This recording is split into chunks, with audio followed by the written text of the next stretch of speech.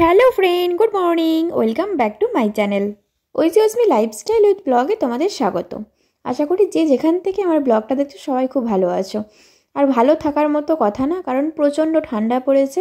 তো ঠান্ডায় সবাই কেমন আছো কমেন্টে অবশ্যই জানিও। তো এখন বাজে ওই 11টা মতো। তো এখন থেকে আমি ব্লগটা শুরু করছি। আর আমিও আমার ভাত খাওয়া হয়ে গেছে, তো আমি মেয়েগুলোকে তখন ভাত দিতে গেলাম, তো ওরা খেলো না। আর আমার মেয়েদের বেশি কষ্ট হচ্ছে, কারণ ওরা তো ঘরের মধ্যে একদমই থাকতে পারে না, সবসময় বাইরের দিকেই থাকে। এবার বাইরের দিকে একদম বেরোতে পারছে না, প্রচণ্ড ঠান্ডা। আর আজকে ঝিরঝির করে সেই বৃষ্টি মতো পড়ছে। তো যাই হোক, আমি এখন মেয়েকে একটু ভাত খাওয়াচ্ছি, একটু ভাত খেয়ে ভোলাচ্ছি। তো চলো, আর আজকে বাড়িতে না কেউ নেই, বাড়িতেই আমি দুটো মেয়ে নিয়ে একাই রয়েছি। আর তাই জন্য আমি দিদির মেয়েকে ফোন করলাম, আমি বললাম একটু আসবি। বললো যে হ্যাঁ যাচ্ছি, ও বাড়িতেই আছে। তো ওই জন্য ও আসছে। তো চলো, ব্লগটা দেখতে থাকো। কিচিমিচি করছে, তাই তো? তুমি ভাই না বাবা করছে না, কোলে বসবে। পাগুলো ঠান্ডা হচ্ছে, পাগুলো দাঁড়াও, এদিকে চলে আসি না, বসো। ঠিক আছে,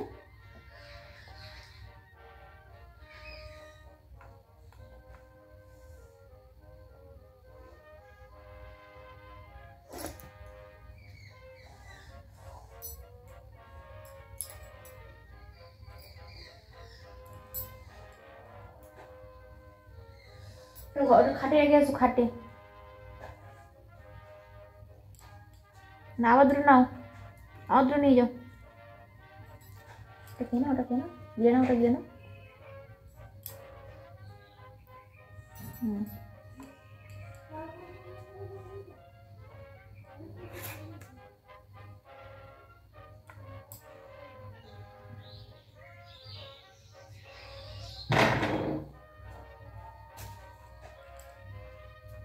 দাদি না, দাদি না, এখানে বসো, এখানে বসো। ঠান্ডায় পা দিও না শোনা, ঠান্ডায় পা দিও না। এখানে সবার এখানে এসো। এখানে চলে এসো, এখানে বসো, না বসে পড়ো, বসে পড়ো, বসে পড়ো, বসো। ঠিক আছে, ঠিক আছে। দেখি, হ্যাঁ দেখি, হাঁটা দেখি, হ্যাঁ নেই নেই, আর না।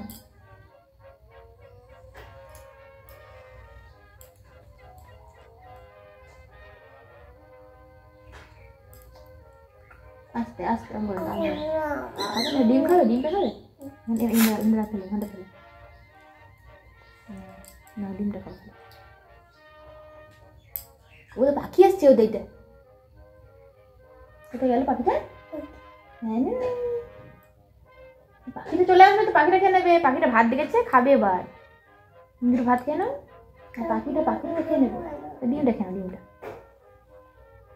খাও। ডিমে কুসুম খেতে হবে না, কুসুম খেতে হবে না, ডিম খাও।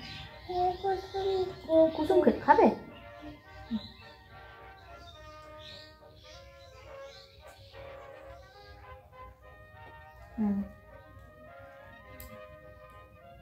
ডিম খেয়ে নাও, ডিম খেয়ে নাও, ডিম খেয়ে নাও। ডিম নিয়ে তার ফোনে কাজ যাবে, নাও ডিমটা নাও, আবার কুসুমটা নাও, কুসুমটা এ নাও, কুসুমটা, কুসুমটা নাও। হ্যাঁ, আরে রসুন তো, ওটা তো মাখতে হবে, মাখতে খাবি না? না না, আর নাও, খাবে না। তো মেয়ে দেখতে পেলে যে কতটুকু খেলো, আর ডিমটা নষ্ট করবে, ওই জন্য ডিমটা খেয়ে নিলাম আমি। আর এদিকে আমি মশলা বাটা আর আলু, মাংস রান্না হবে আজকে, তো জন্য আলু, টমেটো, পেঁয়াজ, বেগুন ভাজা করব। তো এগুলো সবই আমার কাটাকুটি হয়ে গেছে। আর ওই মিক্সির ওই বাটিটায় আছে লঙ্কা বাটা, কাঁচা লঙ্কা বাটা, যেহেতু আমার মেয়েরা খাবারটা খাবে, তো ওই জন্য একদম রান্না হয়ে যাবে। আর রান্নার পরে আমি লঙ্কাটা দেবো।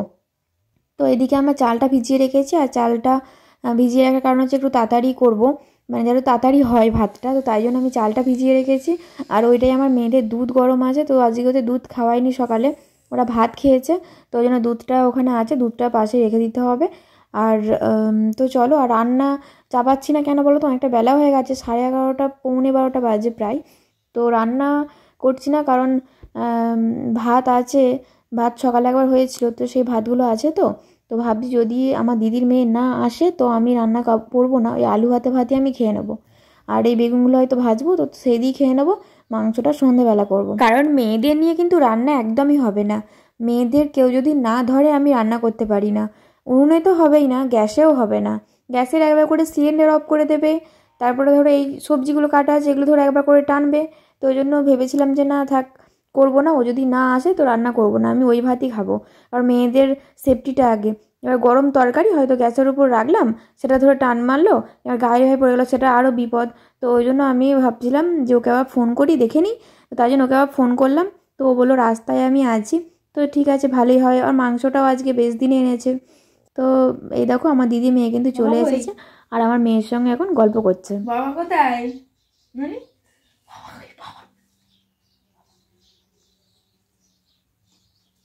দিদি দিদি কই, দিদি দিদি।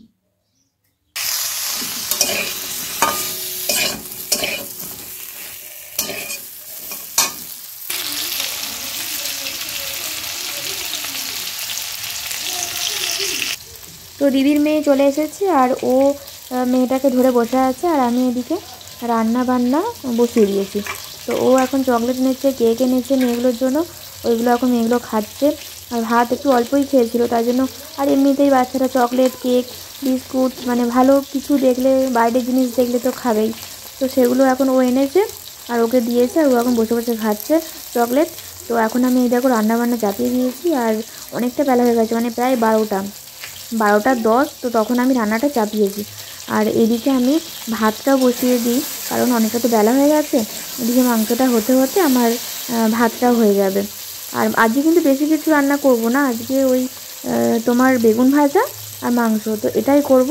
আর বেশি কিছু করতে গেলে অনেক দেরি হয়ে যাবে। আবার ধরো মেয়েগুলোর তো খাওয়ানোর ব্যাপার আছে, ওদের ঘরে খাওয়াবো। তো মাংসটা হয়ে যাক, তারপরে তো 2 পিস মাংস তুলে লঙ্কা তো রান্না তখন হয়ে যাবে, মানে নাবানোর আগে আমি লঙ্কাটা দেবো, কাঁচা লঙ্কা। তো নাবানোর আগে আমি লঙ্কাটা দেবো। আর এখন গুঁড়ো লঙ্কা আমরা সেরকমভাবে খাই না, কাঁচা লঙ্কাটাই খাওয়া হয়। আর এমনি তরকারি হলে, মানে কোনো সবজির তরকারি হলে একটা কাঁচা লঙ্কা কি 2টো কাঁচা লঙ্কা দিলাম, সেটাই সবাই খাওয়া হয়। কিন্তু মাংসটা একটু ঝাল ঝাল না হলে ভালো লাগে না। একটা কাঁচা লঙ্কা দিয়ে কি মাংসটা হয়? তো ও হয় না। তো ওই জন্য আমি লঙ্কাগুলো বেটে নিয়েছি। আর লঙ্কাগুলো বেটে নিয়ে আমি আলাদা করে বেটেছি, আলাদা করে রেখে দিয়েছি। তো ওগুলো আমি লাস্টে নাবানোর আগে ওটা আমি দেবো। তো এই দেখো। আর রান্না আজকে তো মাংস, ওরা বাড়ি থাকবে না, তো মাংসটা আনার কি দরকার ছিল। তো আর আমার দিদির মেয়েও অনেকদিন ধরে বলছিল, মানে ও কালকেই ফোন করেছিল, কালকে পরশু ফোন করেছিল। তো আমাকে বললো তোদের বাড়ি যাবো। ও কলকাতায় থাকতো, তারপর ও বাড়ি চলে এসেছে। তো বললো আমি মেয়েগুলোকে দেখতে যাবো। বললাম হ্যাঁ চলে আয়। তারপরে ও বললো ঠান্ডাটা কমুক তারপরে যাব। তো আমি বললাম ঠিক আছে, তাহলে ঠান্ডাটা কমুক তারপরে আসবি। তারপরে দেখলাম ওরা যখন বাড়ি থাকবে না আজকে, তো মেয়েগুলোকে নিয়েও একা থাকতে ভালো লাগে না মুখ বুঝে। তো ওই জন্য ওকে ফোন করলাম যে আসবি, বললো হ্যাঁ ঠিক আছে, ও তো বাড়িতেই আছে। বললো হ্যাঁ আমি যাচ্ছি, একটু দেরি হবে, আমার 11টা 12টা বাজবে, আমি যাচ্ছি স্নান টান করে। তো ও চলে এসেছে। আর আমি এদিকে এই দেখো ভাতটা একটা উনুনে বসিয়ে দিলাম, কারণ বেলা হয়ে গেছে অনেকটা। অল্প করেই চাল নিয়ে ভাতটা বসিয়েছি, ভাত আছে অনেকগুলো। তো এটা গরম গরম হবে, মেয়েগুলোও খাবে দুটো। তো ওই জন্য আমি ভাতটা বসিয়ে দিলাম। আর এদিকে পেঁয়াজগুলো আমি একটু পেঁয়াজে ওই জল আছে, সেই জলগুলো ছেঁকে নিলাম। আর মাংস আলুটাও আমার ভাজতে দিয়ে দিয়েছি।